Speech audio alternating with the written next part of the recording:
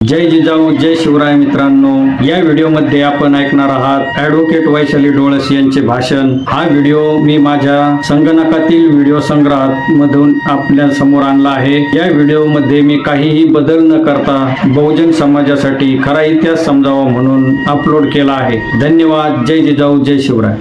तथागत सिद्धार्थ गौतम बुद्ध ज्यांनी या महाराष्ट्राला प्रबोधनाचं सिंचन केलं ते जगद्गुरु तुकोबा राया, जिच्या कुशीमध्ये या महाराष्ट्राचं नेतृत्व घडलं आणि वाढलं, ते या विश्वातलं सर्वात आदर्श मातृत्व राजमाता राष्ट्रमाता जिजाऊ, ज्यांनी महाराष्ट्राला स्वतःची अस्मिता आणि अस्तित्वाचा शोध दिला, ते छत्रपती शिवाजी महाराज आणि या महाराष्ट्राचा सर्वात पहिला युवराज संस्कृत पंडित क्षात्रवीर संभाजीराजे, ज्यांनी आपल्याला अज्ञानाच्या अंधकारातून बाहेर काढून ज्ञानाचा प्रकाश दाखवला, त्या क्रांतिज्योती सावित्रीबाई फुले, राष्ट्रपिता ज्योतिराव फुले हे फुले दाम्पत्य, आरक्षणाचा हक्क देणारे राजा अधिक ऋषी असे राजर्षी शाहू आणि या सर्वांच्या स्वप्नांना आपल्या भारतीय राज्यघटनेमध्ये अंतर्भूत करून आपल्याला मूलभूत हक्क आणि अधिकार मिळवून देणारे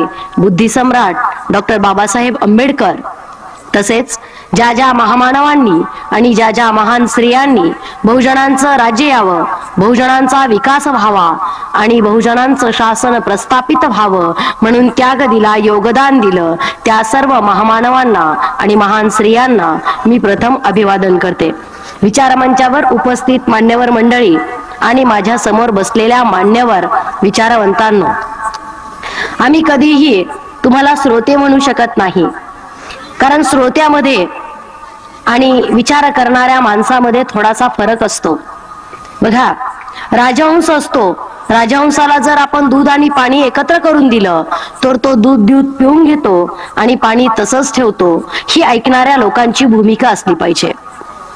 आपण मनोरंजन करत नाही, आतापर्यंतच्या जयंतीचे उत्सव मनोरंजन करणारे होते, विकृतीकडे नेणारे होते, पण एक नवीन परंपरा या पुरोगामी महाराष्ट्राला आहे आणि ती पार पाडण्याचं काम आपण सगळेजण करत आहोत।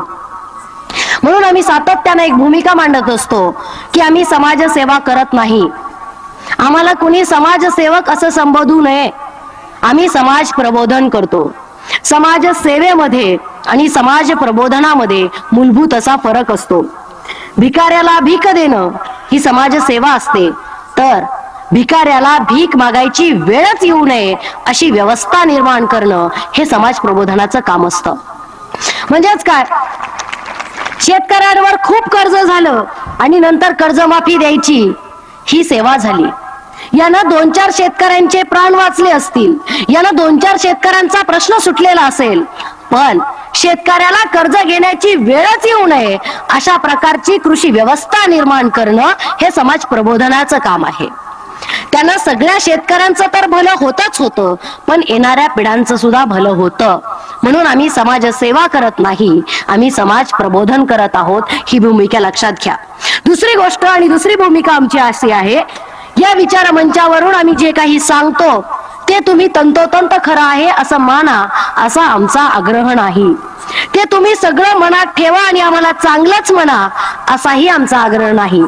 जे आम्ही सांगतो, जे आम्ही मांडतो ते पुराव्यानिशी मांडतो, ते सत्याच्या आधारावर मांडतो, ते इतिहासाच्या पुराव्यावरून मांडत असतो, तर त्याच्यावर फक्त तुम्ही विचार करावा आणि या विचारांती जे तुम्हाला योग्य वाटेल तो तुम्ही निर्णय घ्यावा, असा आमचा तुम्हाला सल्ला आहे। आणि तिसरी आणि महत्वाची गोष्ट मी स्पष्ट करेल की लोक आम्हाला असं म्हणतात की तुम्ही ब्राह्मणांना शिव्या देता। मी असं सांगेल की भारताचा इतिहास हा शोषण व्यवस्थेचा इतिहास आहे आणि या शोषण व्यवस्थेमध्ये शोषक वर्ग हा ब्राह्मण आहे, त्याला आम्ही जबाबदार नाही। आणि ब्राह्मणाला ब्राह्मण नाही म्हणायचं तर काय म्हणायचं, हा माझा तुम्हाला प्रश्न आहे। जनावराला जनावरच म्हणावं लागतं, माणसाला माणूसच म्हणावं लागतं, मराठ्याला मराठाच म्हणावं लागेल, कुणब्याला कुणबीच म्हणावं लागेल। महिला सक्षमीकरणातलं अडसर आम्ही वक्ते लोक किंवा सेवा संघाची किंवा एकंदरीतच फुले शाहू आंबेडकरी चळवळीतली लोक कोणतीही गोष्ट वरवर बघत नाही तर तिच्या मुळापर्यंत जात असतो। म्हणून मला सुद्धा स्त्रियांच्या आणि स्त्रियांच्या प्रश्नांच्या मुळापर्यंत जायला आवडेल। ही स्त्री एक 50 वर्षापूर्वी, एक 100 वर्षापूर्वी किंवा मानवाच्या उत्क्रांतीच्या अवस्थेमध्ये नेमका कशी होती याच्याकडे मला थोडंसं जावंसं वाटेल. ज्यावेळेस मानवाचा विकास होत होता, डार्विनचा सिद्धांत आम्हाला सांगतो की वाकडापासून माणूस झाला आणि माणूस जंगलामध्ये राहत होता. ज्यावेळेस हा माणूस भटकंती करत होता, ज्यावेळेस हा माणूस सुद्धा एक वनवासी होता, एक जंगल रहिवासी होता, त्यावेळेस आमच्या स्त्रियांची भूमिका काय असावी समाजामध्ये? त्यावेळेच्या स्त्रियांनी, तुमच्या माहितीसाठी सांगते मी, पुरुष हा मुळात भटका प्राणी आहे. स्त्री ही भटकी नाही, ती एका जागेवर स्थिर राहणारी, विचार करणारी, एका जागेवर राहून त्या जागेला स्वतःच्या राहण्यायोग्य बनवणारी प्राणी आहे. मुळात निसर्गाशी समालोचन करण्याची, साधर्म्य साधून घेण्याची एक कुवत स्त्रियांमध्ये जन्मजात आहे. स्त्रीला एका निर्मितीक्षम बनवलेला आहे. ती आपल्यासारख्या जीवाला जन्म देते आणि या गोष्टीमुळे स्त्रियांना एका जागेवर राहावं लागत होतं आणि या त्यांच्या एका जागेवरच्या वास्तव्यामुळं अनेक शोधांना जन्म दिला. या जगामध्ये शेतीचा शोध स्त्रीनं लावला, या जगामध्ये वैद्यकशास्त्राचा शोध स्त्रीनं लावला, या जगामध्ये चित्रकलेचा शोध स्त्रीनं लावला, या जगामध्ये शब्दांचा शोध स्त्रीनं लावला, कवितेचा शोध स्त्रीनं लावला, या जगामध्ये संगीताचा शोध स्त्रीनं लावला. एवढ्या सगळ्या शोधाची जननी असलेली आमची स्त्री. मी आदिम काळाकडे याच्यासाठीच गेले की आम्हाला आमची ओळख नाही. आमच्या बहुजन समाजाचा प्रश्न कोणता असेल तर आम्हाला आमची ओळख नाही आणि त्यातली त्यात स्त्रियांना स्वतःची ओळख अजिबात राहिलेली नाहीये. अजिबात आमचं अस्तित्व आणि अस्मितेचा शोध घेण्याचा प्रश्न आमच्या स्त्रिया करत नाहीत. त्या तरी काय करतील? सकाळी आस्था, प्रवचन, दुपारी थोडाफार वेळ मिळाला तर घरघर की कहाणी असते आणि संध्याकाळी परत सत्संगाचा कार्यक्रम असतो. विचार करायचा कधी? विचार करायचा कधी? या गोष्टीला आमच्याकडे वेळच शिल्लक राहिलेला नाहीये. मला असं वाटतं की इतक्या साऱ्या शोधांची जननी असलेली स्त्री, एका मानव निर्मितीची क्षमता असलेली स्त्री, एवढं मोठं सृजन आपल्या कुशीमध्ये घेऊन वावरणारी ही स्त्री, आमची आदिशक्ती, आमची आदि माया, आमच्या सगळ्या निर्मितीचा अर्क असलेली स्त्री एवढी गुलाम का झाली? का एवढं गुलामत्व आमच्या स्त्रियांमध्ये आलं? बघा, तुम्ही पुरुष लोक फक्त एका गुलामगिरीत जीवन जगता. आमचा स्त्रीवर्ग हा 2 गुलामगिरीमध्ये जीवन सातत्यानं जगत आहे. पहिली गुलामगिरी इथल्या धर्मग्रंथांची, इथल्या धर्म पुरोहितांची, इथल्या धर्म व्यवस्थेची गुलामगिरी आणि दुसरी गुलामगिरी म्हणजे पुरुष सत्ताक पद्धतीची गुलामगिरी. या 2 गुलामगिऱ्यांमध्ये या स्त्रियांचं जीवन इतकं अडकून गेलेलं आहे की आम्हाला विचार करायचा असतो, आम्हालाही भावना असतात, आम्हालाही विचार करता येतो, आम्हालाही माणसासारखा जगण्याचा हक्क आहे, हेच आम्ही विसरून गेलेलो आहे. घाण्याचा बैल जसा त्या मधल्या घाण्याभोवती सारखा फिरत असतो, तशी आमची स्त्री तिच्या मुलाभोवती, तिच्या नवऱ्याभोवती आणि एकंदरीत तिच्या कुटुंबाभोवती दिवस रात्र 365 दिवस आणि आपल्या आयुष्याचा प्रत्येक क्षण फिरत असते. त्याच्या बाहेर आपलं अस्तित्व शोधण्याची, आपलं अस्तित्व निर्माण करण्याची ऊर्जा, एक अस्मिता आमच्यामध्ये जागृत होत नाहीये. कारण आम्हाला आमचा इतिहास माहित नाही. डॉक्टर बाबासाहेब आंबेडकर असं म्हणाले होते की जो समाज, जी माणसं, जी कौम आपला इतिहास विसरते, ती माणसं, तो समाज आणि ती कौम कधीही आपला इतिहास निर्माण करू शकत नाही आणि मग इतिहास त्यांना धडा शिकवल्याशिवाय राहत नाही. आमच्या स्त्रिया सुद्धा आपला इतिहास विसरल्यात आणि म्हणून आता समाज किंवा आमच्या समोरची परिस्थिती आम्हाला धडा शिकवते असं म्हणायला हरकत नाही. एवढा सगळा शोध लावल्यानंतर जी व्यवस्था सगळ्यात पहिली मानव जातीमध्ये प्रस्थापित झाली, त्या सगळ्या व्यवस्थेचं प्रतिनिधित्व स्त्रीकडे होतं. हा भारत सिंधू संस्कृतीमध्ये स्त्री सत्ताक भारत होता. आता जशी मुलगी नवऱ्याकडे राहायला जाते, या आदिम भारतामध्ये मुलगा स्त्रीकडे राहायला जात होता. याच भारतामध्ये गणिका संस्कृती होती, गण संस्कृती होती. त्या गणाचं प्रमुख पद भूषवण्याचं काम आमची आदिमाया करत होती, आमची गणिका करत होती. आजही आदितीचा फासा म्हणून ओळखला जातो, कारण की ती आदितीचा फासावाली जी आदिती होती ती न्यायाची राणी होती आणि ती राणी न्यायदानाचं काम करत होती. गार्गी असेल, मैत्री असेल, या सगळ्या आमच्या ज्या आदिमाया आहेत त्या एका संघाचं नेतृत्व करत होत्या, एका गणाचं नेतृत्व करत होत्या. मग आम्हाला एवढी गुलामगिरी का आली? प्रश्नाचं कधीही मूळ कारण शोधलं पाहिजे. विषाच्या वृक्षाला पूर्णपणे संपवायचं असेल तर पानं आणि फांद्या फोडून जमत नसतं, मुळाशी घाव घालावा लागत असतो, त्याच्यासाठी मूळ शोधावं लागत असतं. ही गणिका संस्कृती ज्यावेळेस या भारतामध्ये अस्तित्वात होती त्याच वेळेस खैबर खिंडीतून आर्यांचं आक्रमण या भारतावर झालं, आगमन नव्हे. आमचा इतिहास आम्हाला आमच्या पद्धतीनं लिहावा लागणार आहे. आर्यांचं आगमन नव्हे, आर्यांचं आक्रमण झालेलं आहे. इथं या आर्यांच्या आक्रमणाला जर सर्वात पहिलं सडेतोड उत्तर कोणी दिलेलं असेल तर आमच्या स्त्रियांनी दिलेलं आहे, आमच्या गणिकांनी दिलेलं आहे. इथल्या गणाचं प्रमुख पद भूषविणाऱ्या आमच्या राण्यांनी दिलेलं आहे. मला नेहमी फिरत असताना एक प्रश्न पडतो की देवांची मंदिरं कमी आहेत आणि देवींची मंदिरं जास्ती आहेत, याला काय कारण असावं बरं? ह्या गणाच्या ज्या गणिका होत्या त्याच या प्रस्थापित देवी म्हणून पुढे आल्या, ज्यांची तुम्ही आम्ही आंधळेपणानं भक्ती करू लागलो. या भक्तीपेक्षा अनुयायी होणं फार गरजेचं असतं. बघा, याज्ञवल्क्याला गार्गीनं प्रश्न विचारला होता की दुनिया कुणी निर्माण केली? याज्ञवल्क्यांना सांगितलं ब्रह्मानं निर्माण केली. गार्गीने विचारलं ब्रह्माला कोणी निर्माण केलं? याज्ञवल्क म्हणाला ब्रह्मा स्वयंभू आहे. गार्गी म्हणाली निसर्गामध्ये कुठलीही वस्तू ही कुठलीही गोष्ट स्वयंभू नाही, मग ब्रह्म कसा स्वयंभू आहे? याज्ञवल्क्याला राग आला आणि त्यांनी स्त्रियांना शाप दिला, अशी आख्यायिका. जेव्हा आमच्या स्त्रिया प्रश्न विचारायला लागल्या, जेव्हा घोड्यावर स्वार होऊन आर्यांच्या आक्रमण थांबवायला लागल्या, त्यावेळेस आर्यांच्या एक गोष्ट लक्षात आली की आपल्याला जर आपली सत्ता इथं प्रस्थापित करायची असेल तर आपल्याला हे सगळ्यात मोठं अडसर आहे. आणि म्हणून स्त्रियांचा पराभव करणं सुरू झालं. आणि तिथून पुढे आर्यांनी स्वतःची जी संस्कृती रुजवली त्याला आम्ही ब्राह्मणी संस्कृती म्हणतो, यज्ञ संस्कृती म्हणतो, वेद संस्कृती म्हणतो आणि सध्याचा प्रचलित शब्द असलेली हिंदू संस्कृती म्हणतो. ही संस्कृती ब्राह्मणांनी या देशामध्ये रुजवली. आणि ही संस्कृती रुजवत असताना सगळं पहिलं काम त्यांनी केलं मनुस्मृती लिहिण्याचं. कारण की गौतम बुद्धाच्या क्रांतीने साहित्यातून या ब्राह्मणांना धडा शिकवलेला होता. गौतम बुद्धाच्या काळामध्ये नालंदा, तक्षशिला, विक्रमशिला सारखी जगात विख्यात विद्यापीठ या भारतामध्ये होती. नालंदामध्ये असलेलं जे ग्रंथालय होतं त्या ग्रंथालयामध्ये 7,000 विद्यार्थी एका वेळेस बसून वाचू शकतील एवढं मोठं ते ग्रंथालय होतं.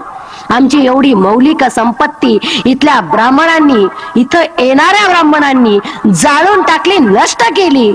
आणि ज्या बहुजन समाजाची शिक्षण सत्ता होती, ज्या बहुजन शिक्षक लोकांची आणि लोकांची या सगळ्या एवढी मोठी विद्यापीठ होती, त्याच लोकांना शिक्षणापासून वंचित केलं आणि सगळ्यात जास्त स्त्रियांना वंचित केलं.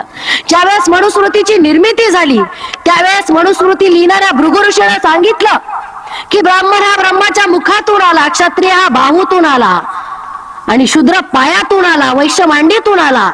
पण त्या भृगु ऋषीला कुठेही आमच्या महिलांची दखल घ्यावीशी वाटली नाही. का घ्यावी वाटली नसेल महिलांची दखल? तर तुम्हाला गृहीत धरला असंही म्हणता येणार नाही, तर तुम्हाला आवरण ठरवलं असं म्हणता येईल. मनुस्मृतीनं स्त्रियांना ओळख जी दिली ती ओळख अशी आहे, आवर्ण, व्यभिचारी आणि चंचल अशी ओळख या मनुस्मृतीनं स्त्रियांना दिली.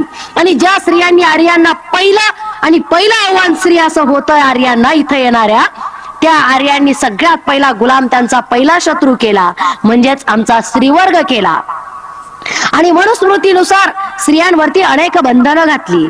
आजही हिंदू धर्म पद्धतीने ज्यावेळेस लग्न लावलं जातं, काही मंगलाष्टकांमध्ये, काही धर्मांच्या विधीमध्ये तो नवरदेवाला अशी शपथ देतो तो ब्राह्मण, मी माझ्या कानाने ऐकलेला आहे की स्त्री ही चंचल आहे, व्यभिचारी आहे, तिला तुला बांधून ठेवलं पाहिजे. तिला जर बांधून ठेवलं नाही तर ती आवाक्यात राहत नाही, म्हणून तिला बांधून ठेवण्याचं काम तुला करायचंय.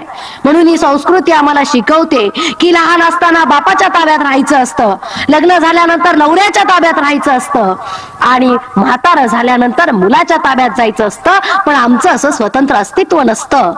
हे इथल्या संस्कृतीनं रुजवलं आणि त्याला वाढवण्याचं काम आमच्या अंध लोकांनी चालू ठेवलं. इतक्या अव्यातपणे आम्ही चालू ठेवलं की आता आम्हाला विचार सुद्धा करवत नाही, एवढ्या डोळे झाकपणे आम्ही सगळ्या गोष्टी स्वीकारतो.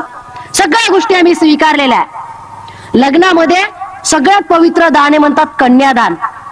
ज्या मुलीला आपल्या गर्भामध्ये 9 महिने आई वाढवते, तिचा प्रत्येक हट्ट तिचा बाप असेल, तिचे आजोबा असतील, तिचे नातेवाईक असेल, पुरवण्याचा प्रयत्न करतात. एक जीव त्या लहानशा अंगणामध्ये खेळत असतो, वाढत असतो आपल्या काळजाचा तुकडा असलेला हा जीव दान म्हणून द्यायचा असतो का? कन्यादान म्हणे. मुलगी काय वस्तू आहे कुणाला दान द्यायची? तिला भावना नाही, तिला विचार नाही, तिला व्यक्तिमत्व नाही. कधी आपलं उठलं की सुटलं कन्यादान हे पवित्र दान आहे आणि ते प्रत्येकाच्या पदरामध्ये पडलंच पाहिजे का? आम्ही वस्तू आहोत? आम्हाला एका हातातून दुसऱ्या हातात तुम्ही सोपवता, वस्तूप्रमाणे अधिकार प्रस्थापित करता आणि खुशाल वस्तूप्रमाणे दान देता. ही पद्धत आता आम्ही बंद केली पाहिजे. आम्ही कन्यादान म्हणणार नाही. ज्याप्रमाणे पुरुषाला त्याचा प्रत्येक निर्णय घेण्याचा हक्क असतो तसा स्त्रियांना सुद्धा प्रत्येक निर्णय घेण्याचा हक्क असला पाहिजे. मी नेहमी आमच्या बायकांना एक प्रश्न विचारत असते, तुमच्या आजीला स्वयंपाक येत होता का? मला नाही वाटत कोणतीच अशी बाई आणि कोणताच असा माणूस असेल जो म्हणेल की माझ्या आजीला स्वयंपाक येत नव्हता. उलट आम्ही काय सांगतो, माझी आजी अमुक अमुक पदार्थ फार चांगला बनवत होती. मग मला स्त्रियांना दुसरा प्रश्न असा विचारावासा वाटतो, तुमची आजी शिकलेली होती का? नव्हती. आमची आजी अडाणी होती तरीही सुंदर आणि चविष्ट असा स्वयंपाक करत होती. मग तुम्ही शिकून काय नवीन केलं? तुम्ही शिकून नवीन काय केलं? एक जी शिकलेली नाही ती सुद्धा स्त्री स्वयंपाक बनवत होती. ती सुद्धा स्त्री नवऱ्याचं सगळं करत होती. ती सुद्धा स्वतःच्या मुलांचं सगळं करत होती, नातेवाईक. मग सावित्रीबाई फुलेंच्या शिक्षणाचा तुम्हाला काय उपयोग झाला? किंवा सावित्रीबाई फुलेंनी जे तुम्हाला शिक्षण दिलं अंगावर दगडमाती झेलून, त्या शिक्षणाचा तुम्ही काय उपयोग केला? फक्त नवऱ्याची सेवा करायला, सत्संगाला जायला आणि पोथी पुराण वाचता यावीत, वैभव लक्ष्मीचे पारायण करावेत, याच्यासाठी सावित्रीबाई फुलेनं तुम्हाला शिक्षण नाही दिलं. याच्यासाठी सावित्रीबाई फुलेनं दगडमाती नाही झेलली. याच्यासाठी सावित्रीबाई फुलेंनी वाटेल तसा मान अपमान नाही सहन केला. याच्यासाठी सावित्रीबाई फुलेंनी हक्काचं सासऱ्याचं घरदार नाही सोडलं. कशासाठी केला हा सगळा उपद्व्याप? तुम्ही चांगले पदार्थ नवऱ्याला करून खाऊ घालावेत म्हणून? तुम्ही चांगल्या साड्या नेसाव्यात म्हणून? तुम्हाला चांगल्या साड्यांचे कलर चॉईस करता यावेत म्हणून? पार्लर मध्ये जाऊन स्वतःला नटवता यावं म्हणून? या शिक्षणाचा आम्ही काय उपयोग केला? मुळात शिक्षण कशाला म्हणतात? राष्ट्रपिता ज्योतिराव फुले असं म्हणतात की जे खरं आणि खोटं ओळखण्याची ताकद देतं ते शिक्षण असतं. जिजाऊ असं म्हणतात की जे सत्याला आणि असत्याला वेगळं करतं त्याला शिक्षण म्हणतात. तथागत गौतम बुद्ध असं म्हणतात की सत्य आणि असत्याचं वेगळेपण करून सत्याला छाती ठोकपणे स्वीकारण्याची ज्याच्यामध्ये ताकद असते त्याला शिक्षण म्हणतात. मग आमच्या स्त्रियांनी कोणतं शिक्षण घेतलं नेमकं? आम्ही सदाशिव पेठेतलं शिक्षण घेतलं आणि म्हणून चुकलो. आम्ही फुल्यांच्या गंज पेठेतलं जर शिक्षण घेतलं असतं, आम्ही सावित्रीबाई फुलेंचं जर शिक्षण घेतलं असतं तर आम्ही फार चांगल्या प्रकारे सुशिक्षित झालो असतो. पण आम्हाला सुशिक्षित म्हणावं असं मला वाटत नाही. कोणताही समाज घडण्याच्या 4 पायऱ्या असतात: शिक्षित, सुशिक्षित, सुसंस्कृत आणि सृजनशील. शिक्षित म्हणजे ज्याला लिहिता वाचता येतो तो. सुशिक्षित म्हणजे ज्याला लिहिता वाचता येतं आणि काय लिहिलेलं आहे, काय वाचलेलं आहे याच्यावर विचार करता येतो तो म्हणजे सुशिक्षित. आणि ज्याला विचार करता येतो आणि स्वतःची अशी संस्कृती निर्माण करता येते, स्वतःच्या समाजाची संस्कृती निर्माण करता येते, त्याला सुसंस्कृत असं म्हटलं जातं. आणि सृजनशील त्या समाजाला म्हटलं जातं जो समाज आपला इतिहास विसरत नाही आणि इतिहास घडवत असतो आणि समाज म्हणून वावरत असतो, त्याला सृजनशील समाज असं म्हटलं जातं. आम्ही कोणत्या अवस्थेत आहोत? सर, याचा थोडक्यात आणि 1-2 वाक्यात तुम्हाला अर्थ सांगते. साधी गोष्ट आहे, एखाद्या माणसावर अन्याय झाला. एखाद्या माणसावर जर अन्याय झाला, तो ज्या समाजातला आहे त्या समाजातली दिल्ली ते गल्ली लोक त्या माणसासाठी, त्याच्यावरचा अन्याय दूर करण्यासाठी ज्यावेळेस एकत्र येतात त्याला सृजनशील समाज असं म्हणतात. ज्या वेळेस विठ्ठल मंदिर आम्ही ताब्यात घेणार असं शासनानं जाहीर केलं त्यावेळेस गल्ली ते दिल्ली ब्राह्मणांनी विरोध केला. याला समाज म्हणतात. आम्हाला नाही कळत काय. आमच्यातले शेतकरी मेले काय, आत्महत्या केल्या काय, आमच्या पोरी जळून मरतात काय, विष घेऊन मरतात काय, विहिरीत उड्या टाकून मरतात काय. मी कोर्टामध्ये प्रॅक्टिस करते, मला अजून एक ब्राह्मणाची केस नाही सापडली की ज्या बाईनं स्वतःला संपवून घेतलाय. सगळ्यात जास्त या केसेस जर कोणामध्ये असतील तर ओबीसी समाजामध्ये. सगळ्यात जास्त महिला मरणाच्या, आत्महत्येच्या, विहिरीत पडून मरण्याच्या, जाळून घेण्याच्या आणि विष पिऊन मरण्याच्या जर पोरी कोणाच्या असतील तर कुंड्यांच्या आहे, माळ्यांच्या आहे, धनगरांच्या आहे. का आमच्या पोरी अशा मरतात? का आम्ही एवढ्या लवकर आमच्या पोरींना निराश्रित करतो? तर याचं सगळं जर श्रेय कोणाला जात असेल तर तुमच्या हिंदू धर्माला जातं, तुमच्या व्रतवैकल्याला जातं आणि तुमच्या धर्म पुरोहितांना जातं. कारण की आम्हाला सक्षम असं शिक्षणच दिलं नाही, त्याच्यामुळे आम्ही सक्षम आमचा पाया घडवू शकलो नाही आणि त्याच्यामुळं कुठलीही इमारत बांधायला घेतल्यानंतर ती लवकर ढासळते, तशा आमच्या महिला ढासळायला लागल्या. काय करतो आम्ही? तुळशीचं लग्न करतो. काय तुळशीचं लग्न? वृंदा नावाची एक राणी, तिचा नवरा जालंधर. जालंधर हा असुर होता. असुर म्हणजे तुम्हाला वाटेल राक्षस होता. तुम्ही टीव्हीत मालिका बघता ना, देव विरुद्ध राक्षस. हे राक्षस तुम्हाला फार क्रूर वाटत असतील नाही? घृणा येत असेल त्यांच्याविषयी, कारण सुंदर सुंदर देवांचा ते पाडाव करतात. तुम्हाला माहिती आहे सुंदर सुंदर देव कोण आहेत? हे सुंदर सुंदर देव म्हणजे आर्य आहेत. हे सुंदर सुंदर गोरेपान जे लोक आहेत ना, हे आर्य. त्यांना तुम्ही युरेशियन ब्राह्मण म्हणू शकता, त्यांना तुम्ही वैदिक म्हणू शकता. ही लोक आर्य आहेत. आणि जे असुर, राक्षस, पैस, पिशाच, दास, नाग, ही सगळी जी लोक आहेत ना, ती तुमची बापदाद आहेत. ज्यांना टीव्हीत बघितल्यावर तुम्हाला लाज वाटते ना, ती तुमची बापदाद आहेत. त्यांना या ब्राह्मणांनी इतक्या विकृत स्वरूपात तुमच्या समोर मांडलेला आहे. टीव्ही घ्यायला 20,000 रुपये तुमच्या खिशातून जातात. केबल वाल्याला 100-200 तुम्ही बघता. तुमच्या बापदाद्यांना मारलेलं, तुमच्या बापदाद्यांचे अपमान, त्यांच्या अस्मिता हरण केलेला आणि त्यांचा पराभव आणि तुमच्या आया बहिणीवरचे बलात्कार तुम्ही बघता. पैसा तुमचा आहे, घाम तुमचा आहे, राज्य तुमचं आहे आणि तुम्ही मात्र परक्यांच्या विजयाचे क्षण मोठ्या उत्साहाने आणि हसत हसत बघत असता. याच्या इतकी गुलामगिरी वाईट कोणतीच नसते. तुम्ही तुमची गुलामगिरी एन्जॉय करताय. बहुजन समाज आणि स्त्रिया स्वतःची गुलामगिरी एन्जॉय करायला लागलेला आहे आणि सगळ्यात घातक गोष्ट आहे, सगळ्यात घातक गोष्ट आहे.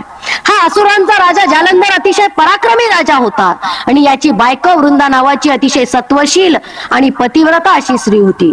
ज्यावेळेस भारतामध्ये आर्य लोक आली होती त्यावेळेस ही असुर राजांचं राज्य या भारतावर होतं आणि भारतावरचं हे राज्य यांना यज्ञ करायला काही परवानगी देत नव्हतं. असुर राजे कोणत्याही यज्ञाला, कोणत्याही कर्मकांडाला आणि कोणत्याही ब्राह्मणांच्या पूजा अर्चेला काही जागा देत नव्हतं. कारण की असुर राजांचं स्वतःच असं तत्वज्ञान होतं, स्वतःची अशी दर्शनं होती. इतिहासातली 8 दर्शनं प्रसिद्ध आहेत. ही अशी स्वतःची अशी तत्वज्ञान त्या लोकांची होती आणि म्हणून त्या लोकांचं म्हणणं होतं की काम करून कष्ट करून खायचं. शिल्पकलांचा 8 कलांचा आणि एकंदरीत 65 कलांचा उदय या असुर राजांनी केलेला आहे आणि म्हणून यांना फुकट खाणं मान्य नव्हतं, म्हणून यांना यज्ञ संस्कृती मान्य नव्हती आणि या असुर राजांचा पराभव करणं हा ब्राह्मणांपुढचा फार मोठा प्रश्न होता. या विष्णूने जालंधराला युद्धाचं निमंत्रण पाठवलं.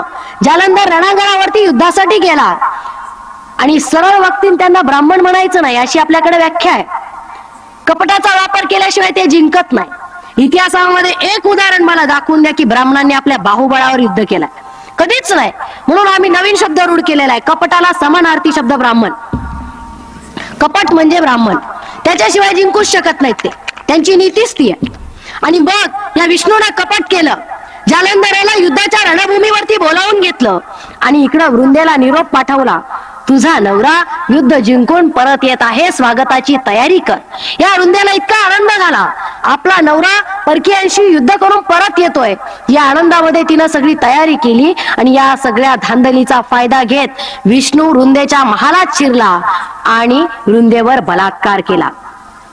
वृंदेला नंतर कळलं की आपल्या सोबत असणारा आपला नवरा नव्हता, आपल्या सोबत अत्याचार झालेला आहे, आपलं शीलभ्रष्ट झालेला आहे आणि या अवस्थेमध्ये आपण आपल्या नवऱ्याला तोंड दाखवायच्या लायकीचे राहिलेलो नाही असं ज्यावेळेस त्या वृंदेला वाटलं त्यावेळेस तिने खूप पश्चाताप केला, खूप मनस्ताप केला, विष्णूला खूप शिव्याशाप दिले, पण उपयोग काहीही नव्हता हे तिलाही कळत होतं. मग तिनं आपल्या राजमहालासमोर चिता रचली आणि ती चिता पेटवली आणि त्या चितेमध्ये स्वतःच जिवंत समर्पण केलं. त्या चितेच्या जागेवर उगवलेला वृक्ष म्हणजे तुळस, जिला वृंदेचं प्रतीक मानतात. आणि आम्ही ह्याच वृंदेचं लग्न दरवर्षी अगदी न चुकता या विष्णूशी लावून देतो आणि काय सिद्ध करतो, आमच्या एका स्त्रीवर, आमच्या एका भगिनीवर, आमच्या वंशातली ती कोणीतरी स्त्री असेल, आमच्या पूर्वजातली कोणीतरी ती स्त्री असेल, तिचं शील भ्रष्ट झालं आणि आम्ही तो दिवस मात्र आनंदानं साजरा करतो. बहुजनांनी जो सण असेल, हिंदू धर्माचा जो सण असेल त्या सणाला आम्ही साजरा करतो. पण आम्ही हे विसरतो की आमच्या अपमानाचे क्षण, आमच्या हारण्याचे क्षण ब्राह्मणांनी सण म्हणून साजरे केले आणि तेच सण तुम्हाला साजरे करायला लावले. हे सण आम्ही साजरे करतो म्हणजेच आमच्या अपमानाचे प्रसंग, आमच्या मरण्याचे प्रसंग, आमच्या बाप दाद्यांच्या पराभवाचे प्रसंग आणि सरळ मराठमोळ्या भाषेत सांगायचं तर बाप मेलेला दिवस आम्ही सण म्हणून साजरा करायला लागलो असंच म्हणावं लागेल. जोपर्यंत जो समाज स्वतःच्या पराभवाचे क्षण साजरे करत असतो तो समाज कधीही मोठा होत नसतो आणि तो समाजाला कधी अस्मिता नसते. कारण की त्या समाजाला स्वतःचं अस्तित्व आणि अस्मिता जर शोधायची असेल तर त्याचा इतिहास शोधून काढावा लागेल. म्हणून आमच्या महिलांनी एक गोष्ट लक्षात घेतली पाहिजे की तुळस म्हणजे वृंदा आमची आदर्श जरूर असावी, आम्ही तिला मान जरूर द्यावा, पण तिच्यावर अत्याचार करणाऱ्या पुरुषाशी लग्न लावून तिची विडंबना करू नये आणि त्यातली त्यात दरवर्षी लग्न लावणं हे आपण कधीही मान्य करत नाही. मुलीचं लग्न आयुष्यामध्ये आपण फक्त एकदा लावत असतो आणि म्हणून या वृंदेचा आता परत परत लग्न करून तिचा अपमान करणं आपण थांबवावं. अजून आपण ज्या काही गोष्टी करतो त्या आपण थोड्याशा बघू. आम्ही दिवाळी साजरी करतो, दिवे लावून नवे कपडे घालून आसन नसन तेवढा वर्षाचा सगळा पैसा या दिवाळीमध्ये आम्ही पूर्णपणे व्यतीत करतो. ही दिवाळीच्या नंतर भाऊबीज येते आणि भाऊबीजेला आमची बहीण ओवाळताना भावाला म्हणत असते, इडा पिडा जाऊ दे आणि बळीचं राज्य येऊ दे. ह्या म्हणींचा अर्थ आम्ही कुठेतरी तपासला पाहिजे. ही म्हण नेमकं का पडते बरं समाजामध्ये? आता अजून एक म्हण आहे, होता जीवा म्हणून वाचला शिकार करत नाही. कारण त्यांना माहिती आहे तुमची लायकी. या सगळ्या गोष्टी आपण आता समजून घेतल्या पाहिजेत. तर इडापिडा जाऊ दे आणि बळीचं राज्य येऊ दे असं आपण का म्हणतो या गोष्टीचा आपण विचार करायला हवा. ते होता जीवा म्हणून वाचला शिवाचा आपण असं सांगितलं पाहिजे की होते जिवाजी म्हणून वाचले शिवाजी. आपल्या लोकांना आदर करण्याची आणि आपल्या महापुरुषांना आदर देण्याची एक मानसिकता आता आपण निर्माण करायला पाहिजे. इडापिडा जाऊ दे आणि बळीचं राज्य जाऊ दे असं आज इतक्या वर्षानंतर सुद्धा आमच्या भगिनीला का म्हणावं असं वाटतं याचा आम्ही थोडासा विचार करायला हवा की हा बळी कोण होता? हा बळी एवढा काय चांगला होता की लोकांना आजही वाटतं की बळीचं राज्य यावं? एवढं काय होतं या बळीच्या राज्यामध्ये? या बळी नावाचा एक राजा होता, प्रल्हादाचा नातू आणि विरोचनाचा पुत्र असलेला हा बळी. आम्हाला असं सांगण्यात येतं की प्रल्हाद विष्णू भक्त होता. अतिशय चुकीची गोष्ट आहे. नागपंचमीच्या दिवशी तुम्ही घरामध्ये जे पोस्टर लावता ते लावणं बंद करा. नरसिंहानं हिरण्यकश्यपूला फाडल्याचं जे चित्र आहे ते लावणं बंद करा. हिरण्यकश्यपू हा तुमचा राजा होता. हिरण्यकश्यपू हा तत्वज्ञानी राजा होता. हिरण्यकश्यपूची जी व्यवस्था होती ती अतिशय आदर्श व्यवस्था होती. आणि प्रल्हाद सुद्धा सांख्य दर्शनाचा प्रवर्तक होता. प्रल्हाद हा सुद्धा आदर्श राजा होता. पण या प्रल्हादाचं बामणांनी ब्राह्मणीकरण करून टाकलं आणि आम्हाला असं सांगितलं की प्रल्हाद हा विष्णू भक्त होता. प्रल्हाद कधीही विष्णू भक्त नव्हता आणि हिरण्यकश्यपू कधी एवढा कच्चा राजा नव्हता की आपल्या प्रल्हादाला बामणाच्या गोटामध्ये शिकवायला पाठवेल. आपल्यासारखे लोक नव्हते ते सदाशिव पाटील शिकवायला पाठवायला. ते असुर राजे जे होते ते फार महान आणि तत्वज्ञानी राजे होते. ते आपल्या पोरांना आपली नीती शिकवत होते. शुक्राचार्य नावाचे त्यांचे गुरु असायचे, त्यांचा आश्रम असायचा. आणि हे जे राक्षस राजे होते, असुर राजे होते, ही सगळी राजी लोक आपली मुलं त्या शुक्राचार्याच्या हाताखाली शिकवायला पाठवत होती. द्रोणाचार्यांच्या हाताखाली पाठवत नव्हती एकलव्याचा अंगठा काढायला. ही असली संस्कृती असुर राजांमध्ये नव्हती आणि म्हणून प्रल्हादाला कोणत्याही ब्राह्मण शिक्षकाकडे हिरण्यकश्यपूने पाठवलेलं नव्हतं. आणि हा प्रल्हाद बहुजनांचा अतिशय आदर्श राजा होता. त्याचा मुलगा विरोचन आणि विरोचनाचा मुलगा बळी. बळी हा अतिशय आदर्श सुसंस्कृत असलेला राजा होता. बळीचं राज्य अतिशय आदर्श होतं. एवढ्या पिढ्या झाल्या तरीही पुराणामध्ये ब्राह्मणाला सांगावंच लागतं की बळी हा आदर्श राजा होता. बळीचं राज्य चांगलं होतं. बळीच्या राज्यामध्ये शेतकरी आत्महत्या करत नव्हते. बळीच्या राज्यामध्ये प्रत्येक माणूस सुखी आणि समृद्ध होता. हे ब्राह्मणांनाही इतक्या वर्षानंतर बळीला मारल्यानंतरही कबूल करावं लागतं की बळी किती चांगला राजा होता. जेव्हा विरोधक आणि शत्रू त्याची स्तुती करत होता तर बळी खरंच किती आदर्श राजा होता ही गोष्ट लक्षात घ्यायला हवी. आम्ही आतापर्यंत ब्राह्मणांना प्रश्न विचारायला पाहिजे होता की बळी जर एवढा आदर्श राजा होता तर तुम्ही त्याला का मारलं? पण आम्हाला तेवढी बुद्धीच नाही. त्यांनी लिहायचं आणि आम्ही वाचायचं. बळी मारला. बळीला मारणं गरजेचं होतं धर्मशास्त्रासाठी असं ते सांगतात. आम्ही सुद्धा म्हणतो की बळीला मारणं गरजेचं होतं. का गरजेचं होतं बळीला मारणं? कारण बळीच्या राज्यामध्ये यज्ञ संस्कृतीला वाव नव्हता. बळीच्या राज्यामध्ये अंधश्रद्धा पसरवणाऱ्या मूर्ती पूजेला वाव नव्हता.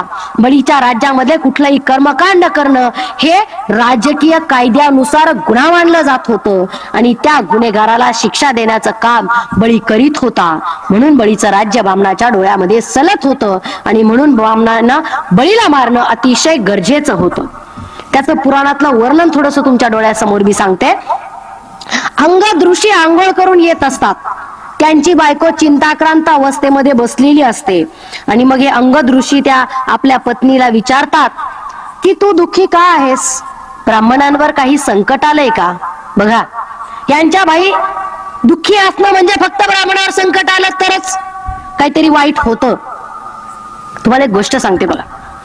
एक कोल्हा असतो, तो नदीत बुडायला लागतो.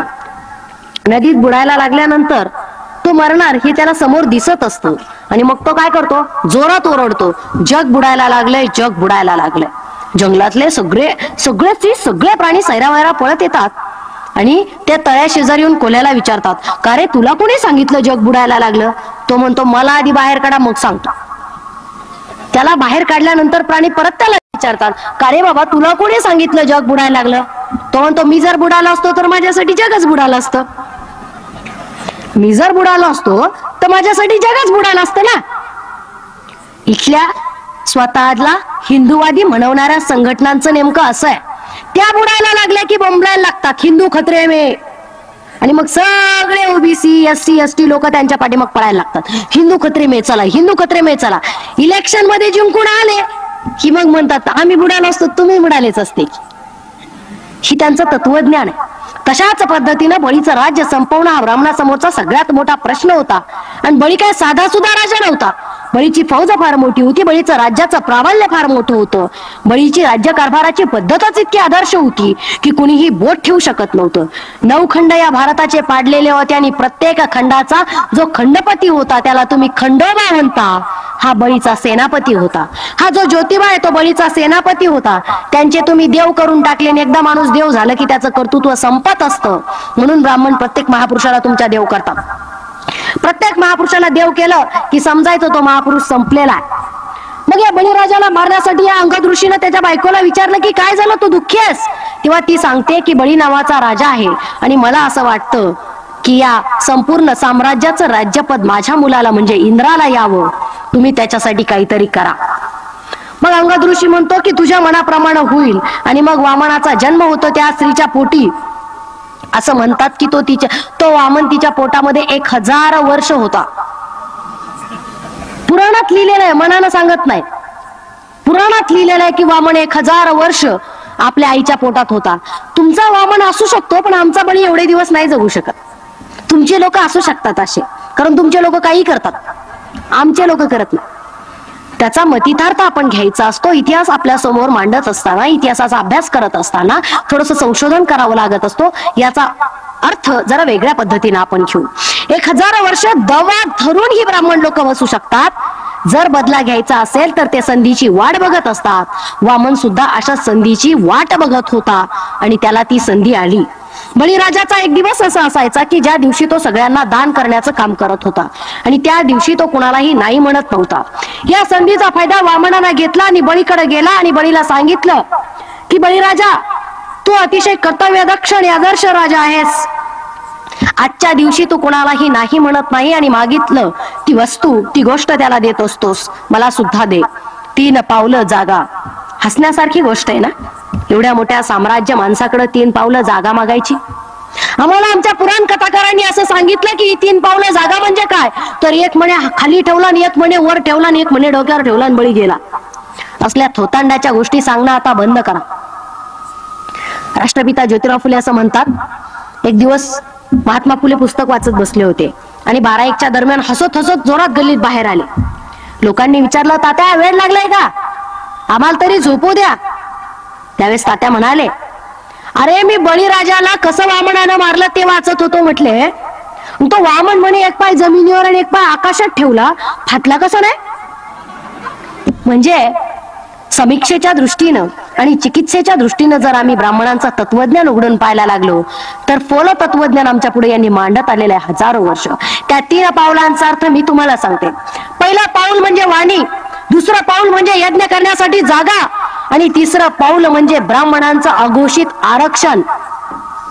आमचे संस्कृत पंडित आणि संस्कृत समीक्षाकार डॉक्टर आहा साळुंके सर असं म्हणतात की बळीराजाकडे ब्राह्मणांनी या 3 गोष्टी मागितल्या आणि या 3 गोष्टीमध्ये बहुजनांच्या गुलामीचं सगळ्यात मोठं कारण दडलेलं आहे. यज्ञ करण्याला जागा मागितली आणि पुढे मन पडली, भटाला दिली ओसरीन भटपाय पसरी. यज्ञ करायला जागाच दिली होती त्यांनी, यज्ञ गावात नेऊन पोहोचवला, गावात नेऊन यज्ञ पोहोचवला. तर ज्या दिवशी या बळीराजाला वामनानं पाताळात घातलं, पाताळात नाही घातलं या बळीराजाला, यज्ञाचा जो खांब असतो त्या खांबाला बळीराजाला बांधून बळीराजाचा खून करण्यात आलेला आहे. तो दिवस तुम्ही साजरा करता म्हणजे दिवाळी साजरं करता. आणि ज्या दिवशी भाऊबीजेच्या दिवशी आपली बहीण भावाला ओवाळते आणि सांगते की इडापिडा जाऊ दे आणि बळीचं राज्य येऊ दे. बळीचं जे उरलं सुरलेलं सैन्य होतं, ही प्रत्येक खंडाचा हा जो नायक सेनापती होता, या उरल्या सुरल्या सैन्यानी लढण्यासाठी त्यांच्या घरच्या बायकांनी त्यांना ओवाळलं आणि सांगितलं की इडापिडा जाऊ दे आणि बळीचं राज्य येऊ दे. एवढी आदर्श संकल्पना, एवढं आदर्श राज्य आमच्या बळीराजाचं होतं. एवढा आदर्श राजाला आमच्या संपवलं आणि त्यांनी दिवाळी साजरी केली आणि आम्ही मात्र आजही आनंदाने दिवाळी साजरी करतो. आमच्या पराभवाचे क्षण डोक्यावर घेण्यात आम्ही थांबवलं पाहिजे. आमचा पराभवाचा क्षण जर आम्ही सोन्यासारखा आणि सण म्हणून डोक्यावर घेत असू तर आम्ही काळजावरती हात ठेवून स्वतःला प्रश्न विचारला पाहिजे की आम्ही आमच्या बापदाद्यांचे वंशज म्हणायच्या लायकीचे राहिलेलं नाही. हे सुद्धा एक व्रतवैकल्यच आहे. व्रतवैकल्य म्हणजे गुरुवार सोमवार शनिवार करता त्यालाच फक्त व्रत नाही म्हणत, ही सण सुद्धा व्रतांमध्येच येतात असं माझं म्हणणं आहे. म्हणून मी तुम्हाला वारंवार सांगते, उपवास करायचे, स्वतःला निकृष्ट करायचं आणि ह्या देवाचे आणि त्या देवाचे काहीच कळत नाही. तुम्ही तरी किती पुराण वाचता? मी बायकांना प्रश्न विचारते, किती पुराण तुम्ही वाचलेत? गरुड पुराण, ते काय पश्च पुराण, आमक पुराण, धमक पुराण, किती पुराण तुम्ही वाचलेत? ज्या धर्माला तुम्ही तुमचं मानता तो धर्म तरी तुम्ही वाचून काढलाय का? त्या धर्माची आचारसंहिता काय हे तरी तुम्हाला माहिती आहे का? मग कोणाचे उपवास करता तुम्ही? कुणाचे आम्ही उपवास करतो, कुणाच्या देवाला आम्ही आमचा देव म्हणतो, कुणाच्या धर्माला आम्ही आमचा देव म्हणतो, काहीच कळत नाही आम्हाला. आम्हाला फक्त माहिती आहे आमचं स्टँडर्ड मेंटेन करायचं. आम्हाला फक्त आता कळतंय सध्या आमचं स्टँडर्ड मेंटेन करायचं. स्टँडर्ड म्हणजे नेमकं काय असतं? दिवाणखान्यामध्ये छान आरामशीर गाद्या लोड असावेत, किचन मध्ये गेल्यानंतर सुंदर किचन असावं, रेफ्रिजरेटर असावं, वॉशिंग मशीन असावं, सगळ्या अद्यावत सुविधा असाव्यात आणि त्या किचन घरामध्ये एका कोपऱ्यामध्ये 33 कोटी देवांची फौज असावी. त्याच्यामध्ये छान सोन्याच्या चांदीच्या मूर्त्या असाव्यात आणि निर्बुद्ध डोक्यानं आम्ही रोज त्याची पूजा करावी. म्हणजे विचार करायचा नाही, चिकित्सा तर त्याहून करायची नाही. चिकित्सा कशाबरोबर खातात हेच आमच्या लोकांना कळत नाही. मुळात चिकित्सा कशाला म्हणतात आणि ती काय असते हेच आमच्या लोकांना कळत नाही. बरं तुम्ही पुराण वाचली असती हो, पण ती तुमच्या भाषेतच नाहीत. तुम्ही पुराण वाचली असती पण ती तुमच्या भाषेतच नाही. या पृथ्वीवरती जेवढे म्हणून लोककल्याणकारी आणि आदर्श अशी लोक होऊन गेली ना, त्या सर्वांनी लोकभाषेमध्ये आपली ग्रंथ लिहिली. कारण त्यांना असं वाटत असायचं की आमच्या लोकांनी हे वाचून सुधारावं, आमचा समाज एक विकसित समाज व्हावा, यासाठी त्यांनी लिहिली. सिद्धार्थ गौतम बुद्धाच्या आयुष्यातले एक उदाहरण सांगते. सिद्धार्थ गौतम बुद्धाचा आवडता शिष्य आनंद, या आनंदाने तथागताला प्रश्न विचारला की तथागता, जगासमोर तत्वज्ञान मांडत असताना धम्माचं कोणती भाषा वापरावी? आणि या लोकांसमोर आम्ही गेलो, या लोकांमध्ये आम्ही गेलो तर आम्ही कोणत्या भाषेमध्ये त्यांना उपदेश करावा? त्यावेळेस तथागत आनंदाला सांगतात, आनंदा, ज्या बोबड्या भाषेमध्ये लहान मूल आपल्या आईला प्रश्न विचारतं आणि ज्या भाषेमध्ये ती आई आपल्या मुलाच्या बोबड्या प्रश्नांना उत्तर देते, आपल्या मुलाच्या निरागस मनाला समजतील अशा पद्धतीने ज्या भाषेमध्ये ती विश्लेषण करत असते, ती भाषा समाज पुढाऱ्याची असली पाहिजे. ती भाषा समाजामध्ये जाऊन संदेश देणाऱ्या संतांची असली पाहिजे. तीच भाषा भिक्खूंची असली पाहिजे आणि तीच भाषा भिक्खू संघाची असली पाहिजे, असं तथागत त्या आनंदाला सांगतात. याला म्हणतात जगाचे नेते. छोट्या छोट्या गोष्टीतून जगाचं तत्वज्ञान शोधण्याचं काम आमच्या महान नेत्यांनी केलं. आणि आमचे हे पंडित पुरोहित काय सांगतात? हे पुरोहित पंडित असं सांगतात की धर्मग्रंथ हे संस्कृत मधून असले पाहिजेत, कारण संस्कृत कुणालाही कळत नाही, ती फक्त ब्राह्मणांना कळते आणि फक्त ब्राह्मणांचंच भलं झालं पाहिजे असा त्यांचा तुम्हाला संदेश आहे. मग ते तुम्हाला काय सांगतात? सुदामा फार गरीब होता, कृष्णाच्या राज्यात काय लोक नव्हती का? फक्त सुदामाच होता का? मग तो फार गरीब होता. त्या परभणीच्या ब्राह्मण अधिवेशनामध्ये त्यांनी जरा अक्कल पाजळली. त्या कुमार केतकरचं काय केलं तुम्हाला माहितीये?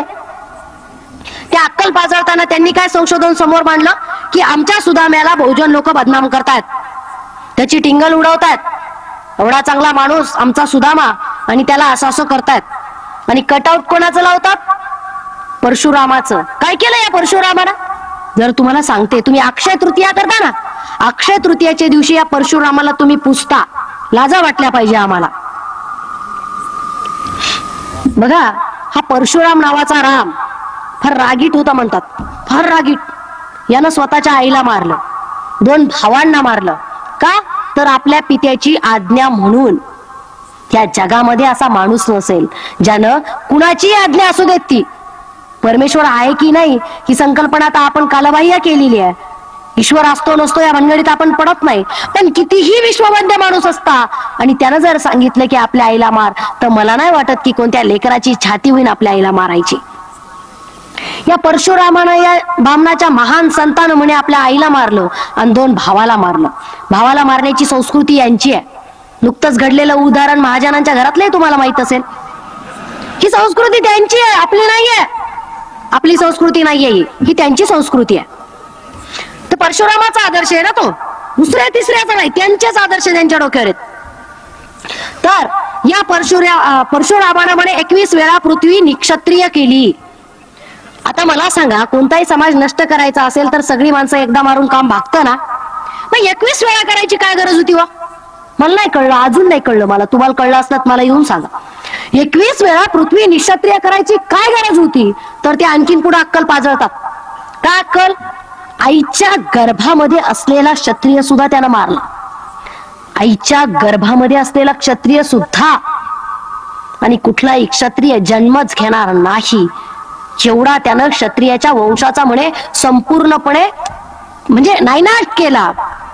एवढी मानसंहाराची हानी करणारा तो पहिला आतंकवादी असला पाहिजे. हो, त्याला आतंकवादी म्हणू शकतो, परमेश्वर कसं म्हणणार आहे? माणसं मारणाऱ्याला परमेश्वर म्हणत असतात का? माणसं मारणारा जर तुमचा देव असेल तर त्याला देव म्हणायचं का? आम्ही तरी नाही म्हणणार आणि बहुजन समाजाने म्हणू नये. माणसं मारणारे आमचे परमेश्वर भगवान कधी येऊ शकत नाही. तथागत सिद्धार्थ गौतम बुद्ध अंगुलीकडे गेला. अंगुली हा एक माणसाला मारायचा आणि त्याची करंगळी कापून आपल्या गळ्यामध्ये माळ उली होती. आणि 99 माणसं त्यानं मारली आणि 100व्या माणसाची तो वाट बघत होता. 100वा माणूस कुणीतरी येईन आणि माझे एक तप पूर्ण होईल या अतिशय वेगळ्या आनंदामध्ये तो होता. तथागत सिद्धार्थ गौतम बुद्धाला ही गोष्ट कळली. तथागत त्याच्याकडे गेले. तो म्हणत होता, तथागत माझ्याकडे येऊ नका, मी 100व्या माणसाची वाट पाहतोय. तुम्ही माझ्याकडे येऊ नका, मला तुम्हाला मारायचं नाही, कारण तुम्ही जगाला चांगलं शिकवत असता. बघा, गुंडांना सुद्धा चांगली माणसं कळतात आणि बदमाश माणसाला चांगलं कसं म्हणायचं बामणाला चांगलं माहिती. बदमाश माणसाला नेते म्हणतात ते. मग या तथागतांनी तरीही न घाबरता अंगुलीमालाकडे गेले. एवढ्या लोकांना मारणारा अंगुलीमाल तथागतांसमोर नतमस्तक झाला. कारण काय? मी एवढा क्रूर माणूस, माझ्यासारखा कुख्यात गुंड असलेला माणूस, याच्या समोर तथागत कुठलंही शस्त्र न घेता निर्भीडपणे येऊ शकतात. एवढा तो महामानव. त्या अंगुलीकारानं शस्त्र खाली ठेवलं आणि तथागताच्या पायाशी लोळण घेतलं की भगवान, मी आज हा धंदा सोडून दिला. याला महापुरुष म्हणतात. याला महान तत्वज्ञानी म्हणतात, महापुरुष म्हणतात. आम्ही आमच्या भाषेमध्ये भगवान जर कोणाला म्हणायचं असेल तर या माणसाला भगवान म्हणू. परशुरामाला भगवान नाही म्हणणार कधी. आईच्या गर्भातला क्षत्रिय मारणाऱ्याला आम्ही परमेश्वर नाही म्हणू शकत कधी. त्याला आम्ही आतंकवादी म्हणू. मध्यंतरी माझ्या मोबाईलवर एक SMS आला होता बघा. हर मुसलमान आतंकवादी नहीं होता, लेकिन हर आतंकवादी मुसलमान होता है. मी त्याला उत्तर पाठवलं. हर ब्राह्मण हत्यारा नहीं होता, लेकिन हर महापुरुष की हत्या करने वाला ब्राह्मण ही होता है। पर्याय नाही हो, इतिहास आहे, आमच्या समोर इतिहास आहे। सिद्धार्थ गौतम बुद्धाच्या भिक्खूंच्या कत्तली या ब्राह्मणांनी केल्या। सम्राट अशोकाचा वंश संपवण्याचं काम या ब्राह्मणांनी केलं। बृहद्रथाचा खून यांनी केला। त्याच्याच पुढे गेलं तर संत तुकाराम महाराजांचा खून यांनी केला, चोखा महाराजांचा खून यांनी केला, नामदेवाला यांनी जिवंत मारलं। त्याच्या पुढे गेलो तर शिवाजी महाराजांनाही यांनीच मारलं। संभाजी महाराजांचाही खून यांनीच घडवून आणला। राजर्षी शाहूंच्या घोड्याला दारू पाजण्याचं काम ही यांनीच केलं। त्याच्यानंतर डॉक्टर बाबासाहेब आंबेडकरांनाही यांनीच मारलं अशीच म्हणायची वेळ आलेली आहे। पुरावा उपलब्ध आहे, पुराव्याशिवाय बोलत नाही। म्हणजे आमच्या प्रत्येक महापुरुषांचा खून जर यांनी केलेला असेल तर आम्ही यांना चांगलं कोणत्या भाषेत म्हणायचं? आणि आम्ही काय फार स्वतःला काही ग्रेड बीट नाही समजत, आम्ही माणसं आहोत, आम्हाला भावना आहेत, चांगलं वाईट आम्हाला कळतं। आणि जर आमच्या बापदाद्यांना आमच्या बापांना मारण्याचं काम तुम्ही केलेलं असेल तर आम्ही तुम्हाला जाब विचारणार आहे। आम्ही आता काही तसले भक्त राहिलेलो नाहीये, तुम्ही आम्हाला सांगायचं आम्ही ऐकायचं। जर संत तुकाराम महाराज त्यांच्या अभंगातून लोकांना प्रबोधन करत होते, काय प्रबोधन करत होती? लोकांना सांगत होते, जळो त्याचे तोंड बघतो तो ब्राह्मण, काय त्यास रांड कीर्ती दोंडा पाणी देव रोकडा सज्जनी, 900 कन्या पुत्र होती मग का करणे लागे पती। खरा सवाल केला आमच्या महापुरुषांनी, आमच्याच भाषेमधून केलेला। परक्या भाषेमधून आम्हाला तत्वज्ञान नाही शिकवलं। बायकांना नेहमी संतांविषयी आदर असतो, तर बायकांच्या बाबतीमध्ये मी संतांची भूमिका सांगून देईल। संतांचं जे आंदोलन होतं ते भक्ती आंदोलन नव्हतं, ते क्रांती आंदोलन होतं। ही गोष्ट आम्ही सगळ्यात पहिली लक्षात घेतली पाहिजे। त्यांनी दगड धोंड्याला पुजायला नाही सांगितलं, तीर्थी दोंडा पाणी देव रोकडा सज्जनी, हे तत्वज्ञान आम्हाला संतांनी दिलेलं आहे। हे तत्वज्ञान जे आम्हाला शिकवलं, या महाराष्ट्राच्या भूमीला शिकवलं, ते संतांनी शिकवलेलं आहे। आज बायका म्हणतात वारकरी असेल किंवा अनेक पंथामधून विखुरलेला हा जो बहुजन समाज आहे, मानुबा पंथ असेल, वारकरी समुदाय असेल, चोखामेळाचा समाज असेल, या सगळ्या संतांनी नेमकं आमच्या मनामध्ये काय रुजवलं असेल तर प्रस्थापित ब्राह्मणी धर्माला शह देण्यासाठी निर्माण केलेला हा वारकरी संप्रदाय, तथापित प्रस्थापित धर्माला नाकारण्यासाठी निर्माण केलेला महानुभाव पंथाचा समुदाय होता। तो समुदाय दगडाच्या देवाला देव म्हणणारा नव्हता, पण ब्राह्मणांनी त्यांना सुद्धा ब्राह्मणीकरण करून टाकलं। आणि मग आता सांगायला लागलेत की नाही संत तुकाराम महाराज असे होते। अरे तसे होते तर मारलं का? जर ते तसे होते ना तर मारलं का? 12वीच्या परीक्षेच्या पेपर मध्ये लिहून ठेवलं, संत तुकाराम भोळसट होते, वेडसर होते, आणि या वेडेपणामध्ये त्यांनी अभंग लिहिले। 52% ओबीसी समाज आहे या महाराष्ट्रामध्ये, आणि हा 52% समाजातला 1% समाज सुद्धा असं म्हणणार नाही की आम्ही संत तुकाराम महाराजांना मानत नाही। मग त्यांची अशी लिहायची हिंमत होतेच कशी, मी म्हणते। कारण त्याचं कारण असं आहे की आमचा इतिहास आम्हाला माहित नाही, आमच्या इतिहासाविषयी आम्ही जागरूक नाही, आमच्या लोकांविषयी आमच्या भावना अजून तेवढ्या तीव्र झालेल्या नाहीत, म्हणून त्यांची हिंमत होते तुमच्या संतांविषयी असं लिहिण्याची। त्यांना वेडसर आणि भोळं ठरवायचं तर कोण वेड होते मी तुम्हाला सांगते। लोकहितवादींनी शतपत्र लिहिलेली आहेत, त्या शतपत्रामध्ये ज्यांना तुम्ही म्हणता ना भिवू नकोस मी तुझ्या पाठीशी आहे, आमचं म्हणणं तर असं आहे, पाठीशी कशाला? लोक वार पुढून करतात हो, मारायचं ठरलं तर पुढून मारतात, पाठीशी कशाला? जरा समोर या, तर समोर यायचं ना, पाठीमागं नाही राहायचं भ्याकाड्यासारखं, जरा समोर यायचं। आमची भूमिका तर अशी आहे, तुम्ही जर आमच्या पाठीमागे राहाल तर कायम पाठीमागे राहाल, तुम्ही आमच्या पुढे जाल तर कदाचित आमच्यातलं आणि तुमच्यातलं अंतर वाढत जाईल। म्हणून पाठीमागे आणि पुढे राहू नका, आमच्या सोबत राहा, आमच्या सोबत राहा, आमच्या सोबत काम करा। एक दिवस शिवराज्याचा येईल, एक दिवस डॉक्टर बाबासाहेब आंबेडकरांनी बघितलेलं स्वप्न सम्राट अशोकाच्या भारताचं अस्तित्वात येईल। हे स्वप्न आम्हाला जर साकार करायचं असेल तर आम्हाला हातात हात घालून चालावं लागणार आहे। या क्रांतीची सुरुवात आम्हाला सगळ्या समाजापासून, सगळ्या लोकांपासून, प्रत्येक माणसापासून, आणि सगळ्यात महत्वाचं म्हणजे स्त्रीवर्गापासून करावं लागणार आहे। आम्ही स्त्रीवर्ग का म्हणतो बरं? 100% लोकसंख्या जर असेल तर 50%चा वर्ग हा स्त्रीवर्ग असतो, आणि हा 50%चा वर्ग जर वगळला तर 100%ची कोणतीही क्रांती यशस्वी होत नसते, कोणतीच क्रांती यशस्वी होत नसते। आणि मग आपल्याला 100%ची जर क्रांती करायची असेल तर या 50%ला कधीही वगळता येणार नाही। आणि दुसरं कारण असं सांगते, महात्मा ज्योतिबा फुलेंनी स्त्रियांसाठी शिक्षण का बरं सुरू केलं असावं? आईच्या कुशीतून जेव्हा बाळ जन्म घेतो त्या बाळावर सगळ्यात पहिला संस्कार त्याची आई करत असते. म्हणून तुम्हाला जर तुमचा भारत चांगला बनवायचा असेल, सृजनशील बनवायचा असेल, सुसंस्कृत बनवायचा असेल, तर तुम्हाला सुद्धा हे तत्व पाळावं लागणार आहे की जर तुम्हाला तुमचे मुलं या देशाचे भावी नागरिक सुजलाम करायचे असतील, सुशिक्षित करायचे असतील, सुसंस्कृत करायचे असतील, तर तुम्हाला तुमचा स्त्रीवर्ग पहिला सुशिक्षित करावा लागणार आहे, सृजनशील करावा लागणार आहे. शिवाजी महाराज आकाशातून टपकत नसतात, ते जिजाऊच्या पोटी जन्म घेत असतात. गुलाम माँ गुलाम बच्चे पैदा करती है. जर आई सक्षम नसेल तर ती कधीही सक्षम मुलगा निर्माण करू शकत नाही. उपवासा तपासाना आमचे वजन आधीच 40 झालेत आणि उपवास तपास करू नका हे सांगता सांगता माझं वजन 40 झालं. पर्याय नाही. 4 महिने कंटिन्यू फिरावं लागतंय, जानेवारी ते एप्रिल. एकच सांगतो आम्ही बायकांना, माझं तर म्हणणं आहे, मी असं म्हणणारच नाही उपवास करू नका म्हणून. मी तुम्हाला सांगणार आहे, तुम्ही आधी जे जे उपवास करता ना त्या उपवासाचा इतिहास शोधून काढा, त्या व्रतवैकल्याचं मूळ शोधून काढा. ते धर्मग्रंथ कोणत्यानुसार तुम्ही उपवास करता ते सगळे वाचा. आणि तरीही जर तुम्हाला वाचलं उपवास, तरी जर तुम्हाला असं वाटत असेल ना की उपवास करावेत, तर मी तुमच्या पाया पडायला घरी येईन, तुमच्या घरी येईन. कारण माहिती आहे, हे उपवासाचं एक जे थोतांड मांडलेलं आहे ते कशा पद्धतीचं मांडलेलं आहे त्या पद्धती तुम्हाला सांगते. उपवास तुम्ही ते वैभव लक्ष्मी आमके धमके महिन्याचे भराचे उपवास करता, त्याच्यानंतर त्याचं उद्यापन करता. या उद्यापनाचा सोहळा कसा असावा याचं एक वर्णन ब्राह्मण पुराणामध्ये आम्हाला सापडतं. ते वर्णन असं आहे, त्या स्त्रीनं आपले उपवास संपल्यानंतर एका दिवशी शुभ्र वस्त्र परिधान करावं. शुभ्र वस्त्र परिधान केल्यानंतर पूजा अर्चा मांडावी. त्याच्यामध्ये सगळा कोरडा शिधा मांडावा. कोरडा, ओला चालत नाही तुमचा, शूद्र आहे तुम्ही, ओला चालत नाही त्यांना तुमचा, कोरडा शिधा मांडावा. काजू बदाम आमक धमक प्रदीप सरांनी काल सांगितलं असेल तुम्हाला.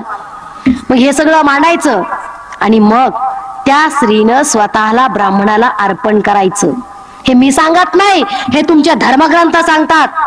सत्यनारायण काय आहे सत्यनारायण पूर्वी मनुस्मृतीच्या धर्मग्रंथानुसार असा एक नियम होता, जर ब्राह्मणाला एखादी मुलगी आवडली, कोणतीही समाजाची असो, कोणत्याही जातीची असो, ती मुलगी जर त्याला आवडली तर त्याला तिच्याशी विवाह करता येत होता, जरी तिचे आधीच्या कोणत्याही समाजाचा नवरा असला तरीही.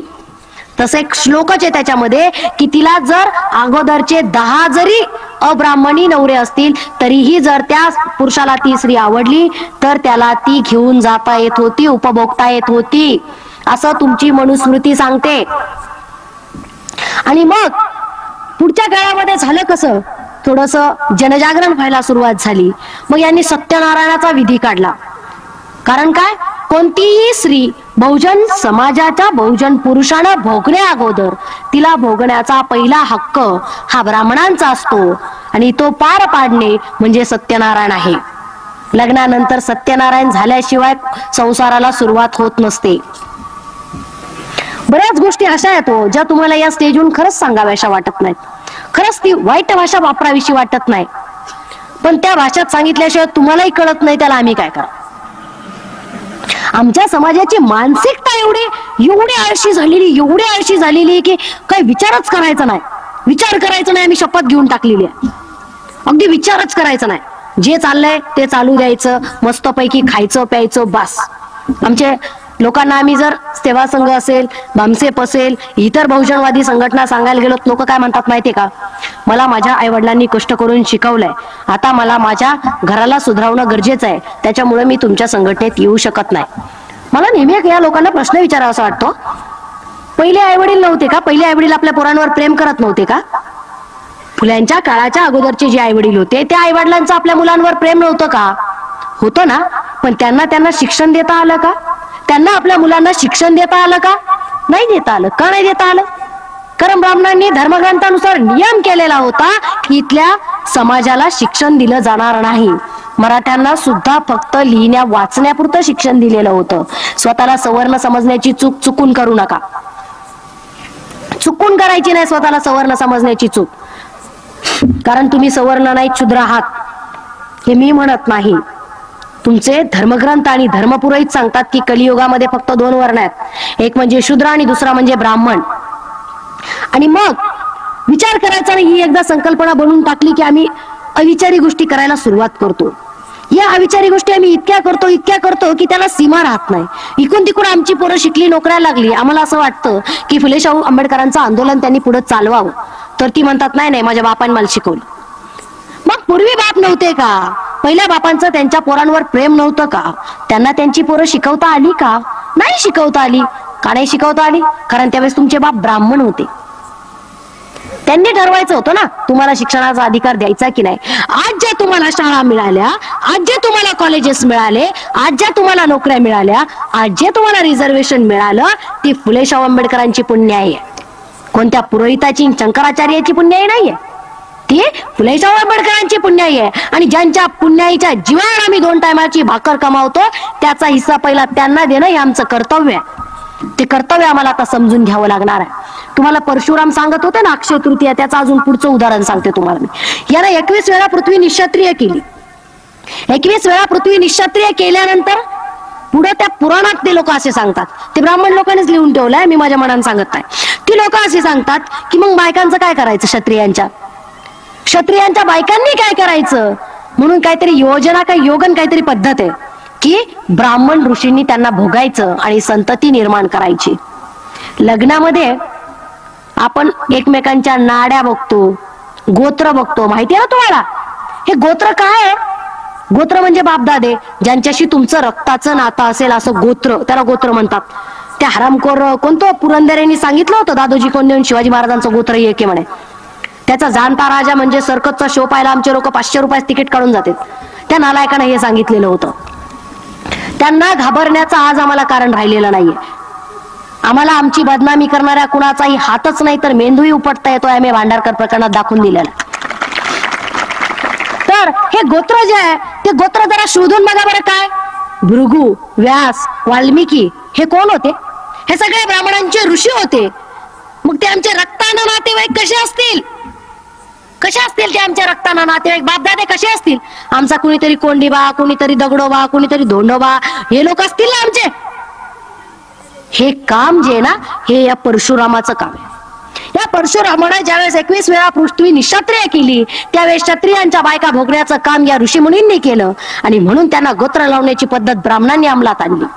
आम्ही या पद्धती आता फेकून दिल्या पाहिजे, कारण ह्या आमच्या पद्धती कधीही होऊ शकत नाही. आम्हाला आमच्या समाजाची आदर्शाची संस्कृती निर्माण करायची आहे आणि या आदर्श संस्कृतीमध्ये व्यभिचारी आणि अश्लील गोष्टींना आम्ही कुठेही स्थान देऊ इच्छित नाही.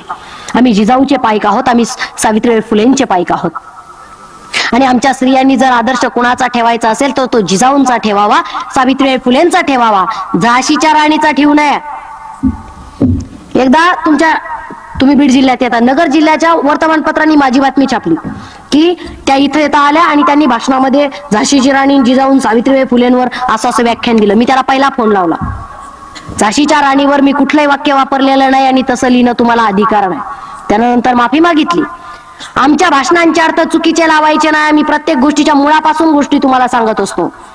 ही झाशीची राणी तांब्यांची पोरगी आणि पटवर्धनांची सून, हिनं पोरग दत्तक घेतलं होतं. हिला कधीही घोड्यावर बसता येत नव्हतं. मामा देशमुख सरांनी हे सिद्ध करून दिलेलं आहे. हिला कधीही घोड्यावर बसता येत नव्हतं, तलवार चालवता येत नव्हती, लढता येत नव्हतं. ढाल छातीशी पुत्र पाठीशी म्हणे कमरेला तलवार.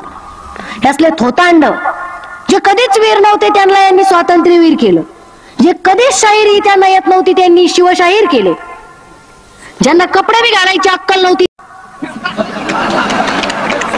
अकलीचे पत्ते नाहीत, त्यांना समर्थ केलं. फुकट नाही सांगत, पुराव्यानिशी सांगते. या झाशीच्या राणीला घोड्यावर बसता येत नव्हतं, तलवार चालवता येत नव्हती, लढता येत नव्हतं. मागच्या दारांनी पोराला घेऊन पळून गेलेली ही राणी आहे.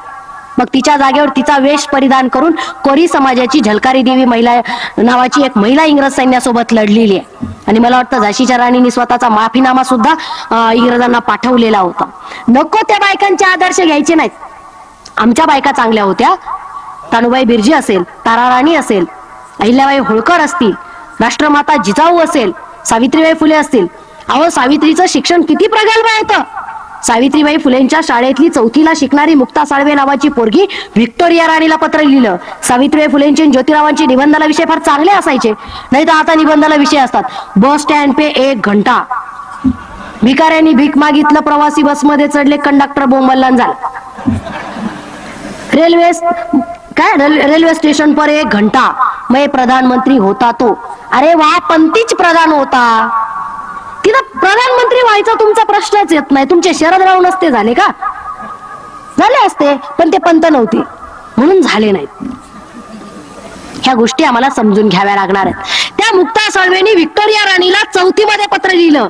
लहुजी साळवेची ही नात मुक्ता साळवे व्हिक्टोरिया राणीला पत्र लिहून सांगते, आमच्या बायकांनी कान देऊन ऐकावं. 4थीची चिमुरडी पोरगी त्या व्हिक्टोरिया राणीला पत्रात काय सांगते की, हे राणी, आमचा म्हणावा असा आम्हाला धर्म नाही, आमचा म्हणावा असा आम्हाला धर्मग्रंथ नाही, आणि या धर्माची धर्मग्रंथ कोणती आहेत आम्हाला माहित नाही, ती वाचण्याचा आम्हाला हक्क नाही. ईश्वर कोणती अशी कृपा करेल का की आम्हाला आमचा धर्म देईल, आम्हाला आमचा धर्मग्रंथ देईल. चिमुरडी 4थीतली पोरगी प्रश्न विचारते. हा सावित्रीबाई फुलेंच्या शिक्षणाचा परिणाम येतो. सावित्रीबाई फुलेंच्या शिक्षणाच्या तालमीत तयार झालेले विद्यार्थी आहेत ते. आणि त्या पत्राच्या शेवटी ही चिमुरडी मुक्ता लिहिते की, हे राणी, आम्हाला चॉकलेट देऊ नको, आम्हाला ग्रंथालय दे, आम्हाला पुस्तके दे, जेणेकरून आम्ही पुस्तकं वाचू आणि आमचे धर्मग्रंथ निर्माण करू. 4थीची पोरगी स्वप्न पाहते आणि 4थीची पोरगी धर्म सोडण्याचं धाडस करते. आम्ही 26, 27, 28, 50 वर्षाच्या झालो, सावित्रीबाई फुलेंच्या शिक्षणाचा उपयोग नाही झाला आमच्यासाठी. आम्ही त्याचा अजिबात उपयोग करून घेतलेला नाहीये. आम्हाला सावित्रीबाईनं दिलेल्या शिक्षणाचं चीज करता नाही आलं.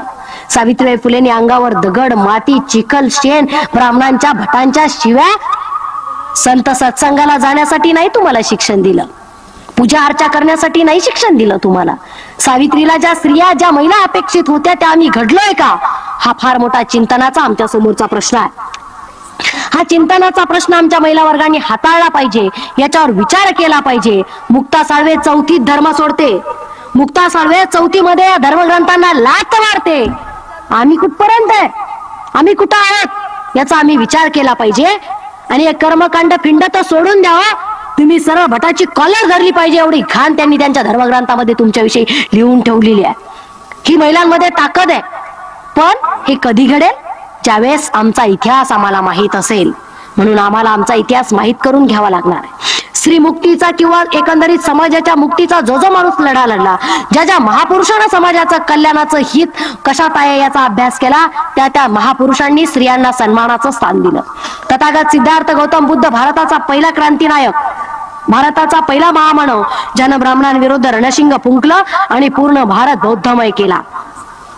कुणबी राजा, मराठ्यांना फार गैरसमज होतात. हा कुणब्यांचा राजा, एवढा मोठा महामानव, त्या महामानवानं सांगितलं की धर्मग्रंथ वाचण्याचीच नव्हे तर धर्माचं कार्य करण्याची सुद्धा स्त्रियांना परवानगी आहे. शिवरायांनी सुद्धा जिजाऊंच्या निर्णयाला आद्यस्थान देऊन स्वराज्याची संकल्पना साकार केली. प्रत्येक स्त्रीला सन्मानाचं स्थान दिलं आणि छत्रपती संभाजी राजांनी या सगळ्या गोष्टींचा कळस केला. आपल्या बायकोच्या हातात राज्यकारभार दिला आणि तिच्या नावाची राजमुद्रा तयार केली. डॉक्टर बाबासाहेब आंबेडकरांनी तुमच्या आमच्यासाठी कोडबिल दिलं, हिंदू कोडबिल स्त्रियांच्या हक्कासाठी दिलं. भारतीय राज्यघटनेच्या प्रत्येक कलमात सांगितलं की नोकरी देताना, व्यवसाय करत असताना, कोणताही हक्क देताना स्त्री पुरुष असा भेदभाव केला जाऊ नये. स्त्रियांनाही पुरुषांच्या प्रमाणे वेतन दिलं पाहिजे, स्त्रियांनाही पुरुषांच्या प्रमाणे प्रत्येक गोष्टीमध्ये सहभागी होता आलं पाहिजे. बाबासाहेबांनी अक्षरामध्ये कलमामध्ये तुम्हाला हक्क दिले. प्रत्येक कलमात लिहिलं की स्त्री आणि पुरुष असा भेदभाव केला जाऊ नये, जात वेळ हा भेदभाव केला जाऊ नये. इतकं महान कार्य तुम्ही न मागता तुमच्या पदरामध्ये टाकलंय या महापुरुषांनी. आमच्या पुरींना प्रश्न विचारला का नवरा कसा असावा, ते म्हणतात रामासारखा. नवरा कसा असावा, रामासारखा. म्हणे कशाला, दिवस गेल्यावर जंगलात सोडून द्यायला. मला एकच समजत नाही, नवरा कसा असावा, ज्योतिराव फुल्यांसारखा असावा. एवढ्या अज्ञानाच्या, अंधकाराच्या ज्या काळामध्ये स्त्रियांना रस्त्यावरून चालणं पाप होतं, त्या काळामध्ये आपल्या बायकोला शिक्षण दिलं, शिक्षिका केलं. या भारताची पहिली शिक्षिका, या भारताची पहिली मुख्याध्यापिका, या भारताची पहिली कवयित्री, या भारताची पहिली साहित्यिक, या भारताची धर्मसभेचं, धर्म अधिवेशनाचं अध्यक्षस्थान स्वीकारणारी पहिली महिला क्रांतिज्योती सावित्रीबाई फुले. ज्योतिरावांसारखा नवरा असावा, नवरा शहाजी राजांसारखा असावा. शहाजी राजे कर्नाटकला असताना जिजाऊंना, शिवबांना सोबत दिलं, मंत्रिमंडळ दिलं, काही निवडक सैनिक दिले, भगवा ध्वज हातात दिला आणि जिजाऊंना सांगितलं शहाजींनी की जिजाऊ तुम्ही आता आमच्या पत्नी राहिला नाहीत, शिवबाची तुम्ही आई झालेल्या आहात आणि आता एका स्वराज्याची निर्मिती तुम्हाला शुभाला हाताला धरून करायची आहे. या कार्यासाठी तुम्हाला आमच्यापासून दूर राहायचं आहे. आणि हे दूर राहत असताना प्रत्येक निर्णय सक्षमपणे तुम्हाला शिवरायांच्या राज्याचा घ्यायचा आहे. तुम्हाला माहितीये, ज्यावेळेस जिजाऊ कर्नाटक मधून पुण्याला आल्या शिवबाला घेऊन, त्याच्यानंतर शहाजी जिजाऊ भेट कधी झाली? ज्यावेळेस कर्नाटकहून जिजाऊ पुण्यामध्ये आल्या त्यावेळेस शिवबाचं अवघं वय 8 वर्षाचं होतं. त्यांची परत भेट झाली त्यावेळेस संभाजीराजे 9 वर्षाचे होते. आग्र्याहून सुटून आलेले होते. बघा, एवढा विश्वास आपल्या बायकोवरती असावा लागतो, एवढं तिच्या कर्तृत्वावरती डोळे झाकून विश्वास ठेवणारे शहाजी राजांसारखा नवरा असावा. नवरा संभाजी राजांसारखा असावा. आपल्या बायकोच्या हातामध्ये सगळा राज्यकारभार दिला आणि सांगितलं की तुम्ही या राज्याच्या पर्यंत जोपर्यंत तुमची शासनामधली नोकरीची संख्या येणार नाही तोपर्यंत तुमची नोकर भरती बंद असेल. बरोबर ना?